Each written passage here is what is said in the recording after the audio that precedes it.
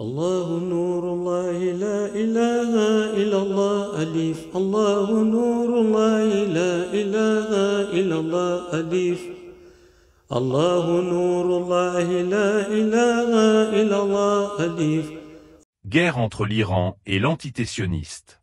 Apparition imminente de l'imam al-Mahdi. Ce qui se passe au Moyen-Orient présage l'arrivée imminente de l'imam al-Mahdi. L'Iran, pays musulman, est agressé injustement par l'entité sioniste et par les Américains sans aucune réaction des autres nations musulmanes arabes. On aurait dit que la religion islamique n'est plus un facteur d'unificateur des nations ayant l'islam comme religion. Les dirigeants des pays du Maghreb ainsi que les dirigeants des pays du Golfe, des Émirats arabes unis et de l'Arabie saoudite assistent impuissamment à l'agression de l'Iran sans aucune réaction. Pourquoi cela? Ont-ils peur? Sont-ils les alliés de l'entité sioniste? Difficile de répondre à ces questions. Néanmoins, des hadiths décrivent plusieurs guerres et troubles avant l'apparition du Mahdi. Conflits avant l'apparition du Mahdi, guerres et dissensions. Les hadiths prédisent des guerres et des conflits avant l'arrivée du Mahdi, reflétant l'instabilité et les troubles de la fin des temps.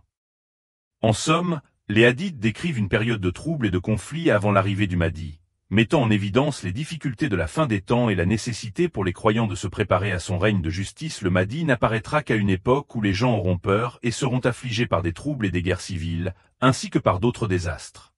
Rapporte par Abu Ja'far Muhammad ibn Ali. La plupart des hadiths concernant la venue du Mahdi se focalisent sur la prophétie que la confusion, l'insécurité et le désordre se répandront dans le monde avant sa venue. Les massacres, les guerres et les confrontations sont une des caractéristiques majeures de cette période.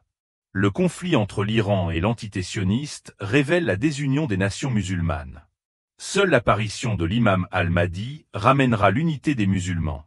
Pour que les musulmans soient unis, il faut un califat. L'imam al-Mahdi représente donc le seul espoir du monde musulman.